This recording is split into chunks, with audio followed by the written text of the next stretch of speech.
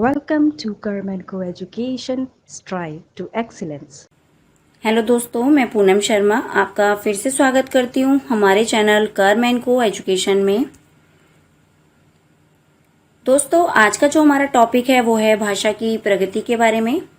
आज हम जानेंगे भाषा के बारे में और कई प्रकार की बोलियों के बारे में।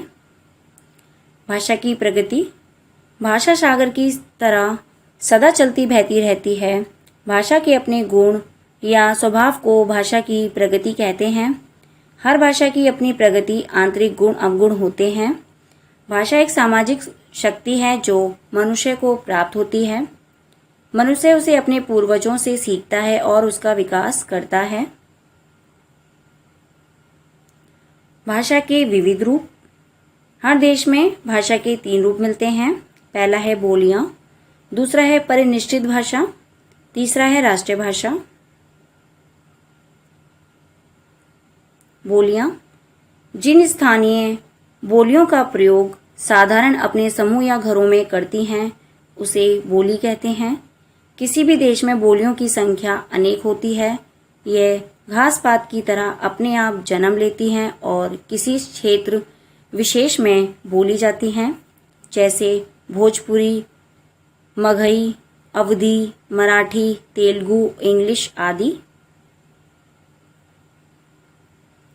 परिनिष्ठित भाषा यह व्याकरण से नियंत्रित होती है। इसका प्रयोग शिक्षा, शासन और साहित्य में होता है।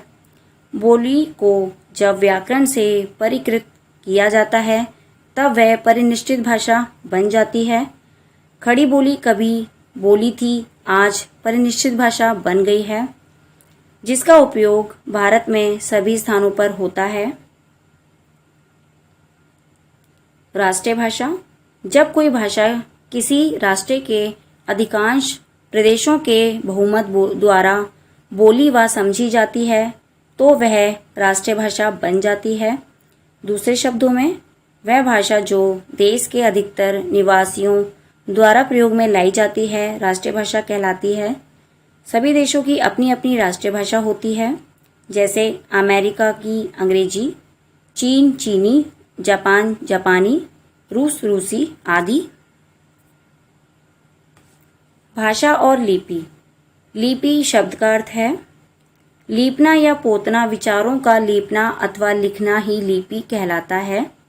दूसरे शब्दों में, भाषा की उच्चरित मौखिक ध्वनियों को लिखित रूप में अभिव्यक्त करने के लिए निश्चित किए गए चिन्हों या वर्णों की व्यवस्था को लिपि कहते हैं। हिंदी और संस्कृत भाषा की लिपि देवनागरी है। अंग्रेजी भाषा की लिपि रोमन, पंजाबी भाषा की लिपि गुरुमुखी और उर्दू भाषा की लिपि फारसी है। भाषा और लिपि। लिपि शब्द का अर्थ है लीपना या पोतना। विचारों का लीपना अथवा लिखना ही लिपि कहलाता है। हिंदी और संस्कृत भाषा की लिपि देवनागरी है। अंग्रेजी भाषा की लिपि रोमन, पंजाबी भाषा की लिपि गुरुमुखी और उर्दू भाषा की लिपि फारसी है। एक से अधिक भाषाओं को किसी एक लिपि में लिखा जा सकता है। उदाहरण के लिए हिंदी भाषा को हम देवनागरी तथा रोमन दोनों लिपियों में इस प्रकार लिख सकते हैं। देवनागरी लिपि मीरा घर गई है, रोमन लिपि में मीरा घर गई है। देवनागरी लिपि में बाईं ओर से दाईं ओर लिखा जा सकता है। यह एक वैज्ञानिक लिपि है। यह एकमात्र ऐसी लिपि है जिसमें स्वर तथा व्यंजन ध्वनियों को मिलाकर लिखे जाने की व्यवस्था है। नीचे की तालिका में विश्व की कुछ भाषाओं और उनकी लिपियों के नाम दिए जा रहे हैं। मैं आपको बता देती हूँ। भाषा हिंदी, संस्कृत, मराठी, नेपाली, बोडो, देवनागरी लिपि। Angrezi, French, German, Spanish, Italian, Polish, Mizo, Roman लिपि। पंजाबी गुरुमुखी। उर्दू, अरबी, फारसी, फारसी लिपि। रूसी, बुल्गेरियन, चेक, रोमानियम, रूसी लिपि। बंगला, बंगला। उड़िया, उड़िया। असमिया, असमिया। हिंदी में लिपि चिन्ह देवनागरी के वर्णों में 11 स्वर और 41 व्यंजन हैं। व्यंजन के साथ स्वर का संयोग होने पर स्वर का जो रूप होता है उसे मात्रा कहते हैं, जैसे अ ई उ ए ओ, क की कु के को आदि। देवनागरी लिपि पर 3 भाषाओं का बड़ा महत्वपूर्ण प्रभाव पड़ा। फारसी प्रभाव। पहले देवनागरी लिपि में जिह्वा मूल्य ध्वनि को अंकित करने के चिन्ह नहीं थे, जो बाद में फारसी से प्रभावित होकर विकसित हुए क ख ग घ फ। बंगला प्रभाव। गोल गोल लिखने की परंपरा बंगला लिपि के प्रभाव के कारण शुरू हुई। रोमन प्रभाव। इससे प्रभावित हो विभिन्न विराम चिन्हों जैसे अल्पविराम, अर्धविराम, प्रश्न सूचक चिन्ह, विस्मयादि सूचक चिन्ह, उद्धरण चिन्ह एवं पूर्ण विराम में खड़ी पाई की जगह बिंदु का प्रयोग होने लगा। बंगाली, मद्रासी, गुजराती, मराठी, नेपाली आदि भिन्न भाषाएं हैं, फिर भी ये भाषी हिंदी को समझ लेते हैं। इसका व्याकरण वैज्ञानिक है।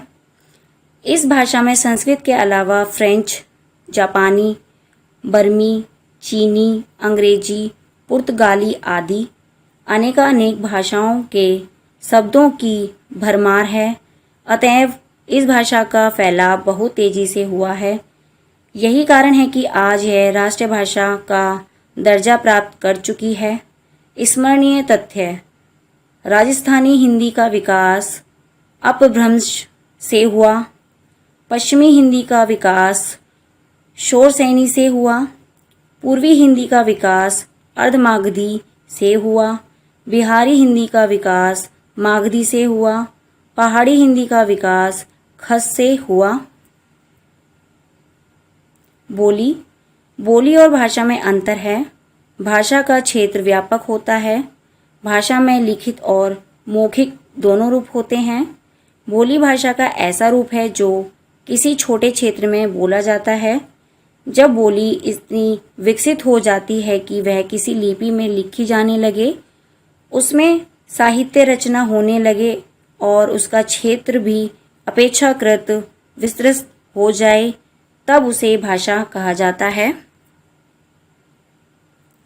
अगर ये वीडियो आपको अच्छा लगा हो तो लाइक, कमेंट एंड शेयर करना ना भूलें। धन्यवाद।